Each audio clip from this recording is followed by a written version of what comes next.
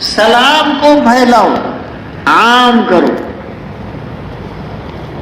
اس لیے کہ جب ہر کوئی کا خیر خواہ ہو جائے گا اور اس کے لیے خیر اور بھلائی کی دعا دینے والا بن جائے گا تو یہاں سے تو ساری دشمنی اور اختلافات کے تمام راستے ہی اٹھ جا رہے ہیں۔ تو فرمایا کہ آپس میں سلام کو عام کرو، وَأَطْعِمُوا الطَّعَامَ، اور ضرورت مندوں کو کھانا کھلایا کرو، وَصِلُوا الْأَرْحَامَ، اور اپنے رشتوں کو جوڑو۔ آپ صلی اللہ علیہ وسلم کی آمد سے پہلے اوس اور خزرج وہاں کے دو قبیلے تھے، ان میں ہمیشہ خونی جنگ رہتی تھی، تو ان کے درمیان آپ تشریف فرما ہو رہے ہیں تو ارشاد فرمایا کہ ایک دوسرے سے رشتہ ناتا جوڑو۔ دوسری حدیث میں آپ صلی اللہ علیہ وسلم نے فرمایا سل من قطعک وعفو عن من ظلمک واحسن الی من اساء الیک، جو تم سے رشتہ توڑے تم اس سے رشتہ جوڑو۔ کوئی ہے وہ ادھر منہ پھیر کے چلتا ہے تو آپ اس کو سلام کریے، وہ جواب دے یا نہ دے وہ جانے، تو آپ رشتہ جوڑنے کی کوشش کریں۔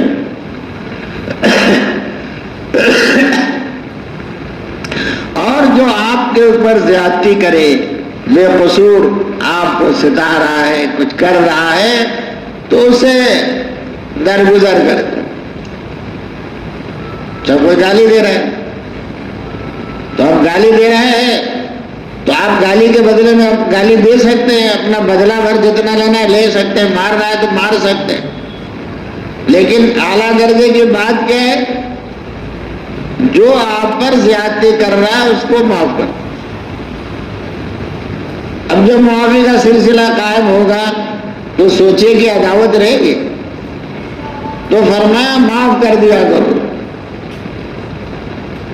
اور جو تمہارے ساتھ بدسلوکی کرے تو اس کے ساتھ تم اچھا سلوک اور برتاؤ کرو۔ حضرات امام ابو حنیفہ رحمۃ اللہ علیہ کا واقعہ ہے، وہ گزر رہے تھے، ایک نوجوان گالی دے رہا تھا امام صاحب کو، امام صاحب نے کوئی جواب نہیں دیا، سنتے ہوئے چلے گئے۔ شام کو اس کے گھر سینی بھر کر کے درہم دنانیر اور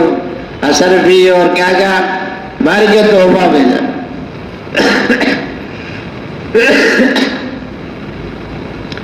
اب جب وہ گالی دیتا تھا آپ اس کو تحفہ بھیجتے تھے۔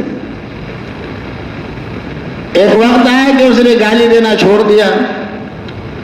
جب اس نے گالی دینا چھوڑ دیا تو آپ نے تحفہ بھیجنا چھوڑ دیا۔ اس نے کہا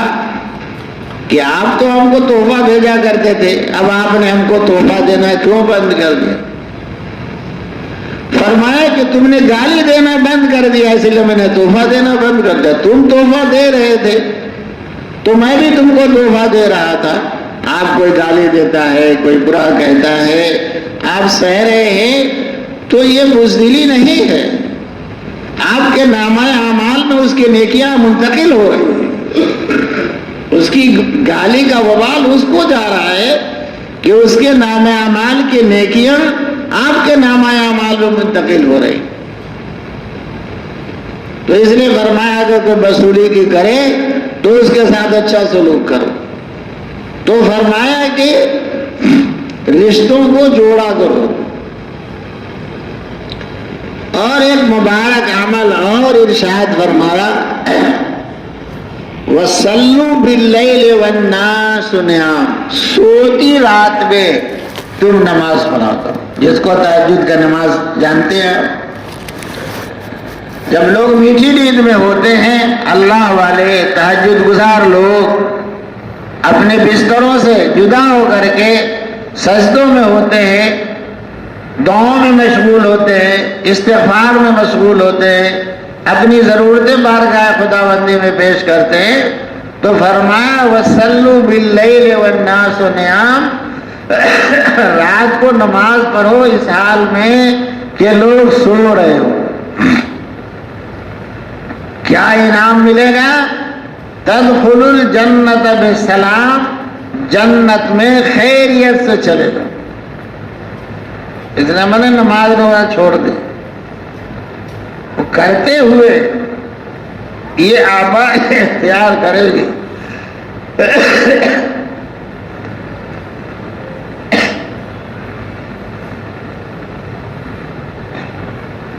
تہجد گزار بننے کا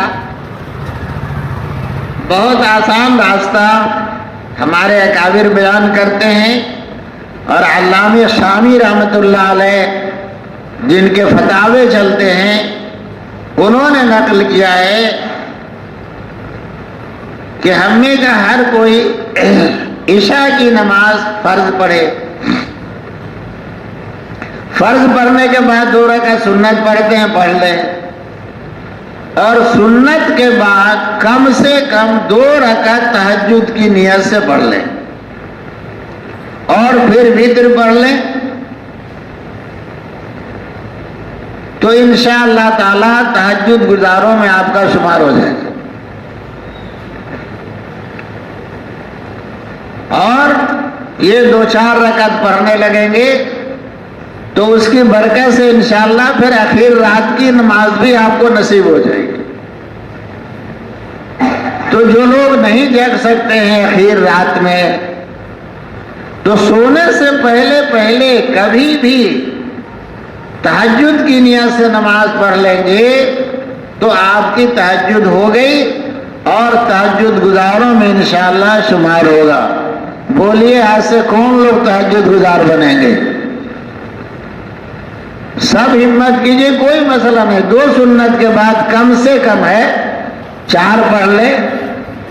لیکن نہیں ہمت ہو تو 2 سے شروع کریے، اور یہ شروع رات والا کریں گے تو انشاءاللہ آخر رات کی بھی توفیق نصیب ہو جائے گی۔ اللہ مجھے اور آپ سب کو اپنی محبت، اپنا تعلق نصیب فرمائے، سنت و شریعت پر چلنے والا بنائے، اور گناہوں سے بچنے کی بہت توفیق عطا فرمائے۔ وآخر دعوانا ان الحمدللہ رب العالمین۔ یہ ابھی دعا ہوگی، دعا سے قبل آپ حضرات کی خدمت میں یہ عرض ہے کہ مدرسہ امدادیہ اشرفیہ یہ بہت ہی معروف و مشہور ادارہ ہے۔ ادارے کی زمین بھی الحمدللہ کافی ہے، لیکن عمارت کی جو توسیع ہونی ہے، یعنی تو وہ مدرسے سے متصل ہو، یعنی سلسلہ وار ہو۔ تو ابھی بات یہ ہے، واٹس ایپ پر میرے لکھ کر آیا ہے وہاں سے کہ مدرسے سے متصل جو ہے 3 کٹھا کی زمین ہے، وہ زمین اب تک مدرسے کو دستیاب نہیں ہو سکی کسی بھی وجہ سے۔ جن کی زمین ہے انہوں نے دینا نہیں چاہا۔ اس کے بعد مدرسے کی زمین ہے، دائیں بھی زمین ہے، بائیں بھی زمین ہے، لیکن بیچ میں جو ہے، بیچ میں 3 کٹھا کی زمین جو ہے وہ مدرسے کی نہیں ہے۔ تو الحمدللہ اللہ تعالیٰ نے ان کے دل میں یہ بات ڈالی، اور وہ خود سے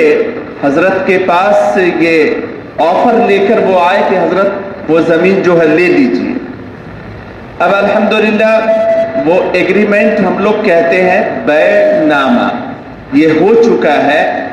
اور اسی مہینے کے آخر میں اس زمین کی رجسٹری ہونی ہے۔ تو حضرت کے بہی خواہ حضرات جو ہے اس شہر میں، مختلف شہروں میں وہ کام کر رہے ہیں، تو قاری اشتیاق صاحب یہاں جو ہیں ادارہ تنویر القرآن کے بانی و محتمم ہیں، حضرت سے منسلک ہیں کافی عرصے سے۔ تو آپ تمام حضرات سے درخواست ہوگی، یہ ضروری نہیں ہے کہ ابھی اسی وقت ہی آپ کی رسید کٹے، لیکن یہ ضروری ہے کہ کچھ نہ کچھ آپ کی رسید ضرور کٹے۔ یہ ضروری نہیں ہے کہ ابھی ہی کٹے، لیکن یہ ضروری ہے کہ کچھ نہ کچھ رسید آپ کی کٹے۔ تو انشاءاللہ جو حضرات کچھ رقم لے کر آئے ہیں وہ ابھی رسید حاصل کر لیں گے، اور جنہوں نے جو لے کر نہیں آئے ان سے درخواست ہے کہ آپ خود بھی اور آپ کے دوست احباب جو ہیں ان کو بھی یہ ترغیب دیں اپنے لیے، اپنے مرحومین کے ایصال ثواب کے لیے جتنا ہو سکے 1000 روپے، 2000، 5000، 10,000، 30 لاکھ روپے کی ضرورت ہے۔ جو ہو سکے آپ حضرات سے ضرور حصہ لیں، اللہ توفیق عطا فرمائے، حضرت کی دعا ہوگی۔ اور رقم جو ہے مجھ کو بھی کل دے سکتے ہیں، وہ پر کل شام تک بھی دے سکتے ہیں، قاری اشتیاق صاحب کے ذریعے سے حضرت تک پہنچ جائے گا، لیکن جو حضرات لے کر آئے ہیں ان سے درخواست ہے کہ وہ رسید حاصل کر لیں گے۔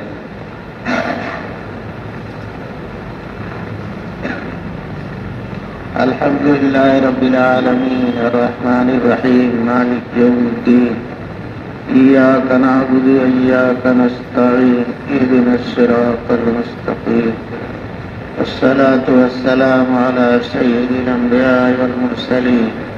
محمد وآلہ وصحبہ اجمعین۔ ربنا ظلمنا انفسنا وإن لم تغفر لنا وترحمنا لنكونن من الخاسرين واعف عنا واغفر لنا وارحمنا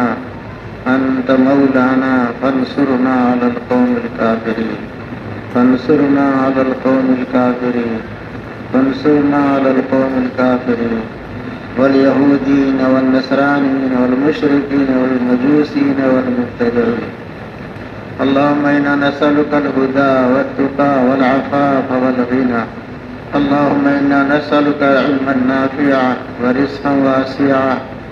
وعملا متقبلا وشفاء من كل داء۔ اے اللہ ہم سب کے چھوٹے بڑے گناہوں کو معاف فرما، اے اللہ ہمارے خطاؤں اور لغزشوں سے درگزر فرما، اے اللہ ہماری اور ہر مومن مومنہ کی پوری پوری مغفرت فرما، اے اللہ ہماری اور ہر مومن مومنہ کی پوری پوری مغفرت فرما، اے اللہ ہماری اور ہر مومن مومنہ کی پوری پوری مغفرت فرما، اے اللہ ہماری اور ہر ایمان والے کی جائز حاجتیں ضرورتیں پوری فرما، اے اللہ پورے امت مسلمہ اور انسانیت کے حال پر رحم فرما، اے اللہ عالم کے اندر ہونے والی درندگی کو دور فرما، اے اللہ پہلے فلسطین اور ان کے ہم نواؤں کی بھرپور نصرت فرما، ہمارا کی حد حفاظت فرما، اے اللہ ظالموں کے دلوں کو نرم فرما، اے اللہ مدرسہ امدادیہ اشرفی کیا کی تمام جائز حاجتیں ضرورتیں پوری فرما، اے اللہ اس مرحلے میں بھی کامیابی عطا فرما، اے اللہ تمام دینی مدارس کی، مکاتب کی، مساجد کی، مراکز کی، خانقاہوں کی اے اللہ پوری پوری حفاظت فرما، اے اللہ پوری امت مسلمہ کی ہر قسم کے شرور و فتن سے حفاظت فرما، اے اللہ پورے ملک میں امن و امان کی فضا قائم فرما، اے اللہ فتنہ و فساد کو دور فرما، اے اللہ ہم آپ سے وہ تمام بھلائی مانگتے ہیں جو نبی کریم صلی اللہ علیہ وسلم نے مانگی ہے، اے اللہ ان تمام شرور سے ہم آپ کی پناہ چاہتے ہیں جن سے نبی پاک صلی اللہ علیہ وسلم نے آپ کی پناہ مانگی ہے۔ وجزا اللہ عنا محمد ما هو اہلہ وصلی اللہ تعالی علی خیر خلقہ محمد وآلہ وصحبہ اجمعین برحمتک یا ارحم الراحمین۔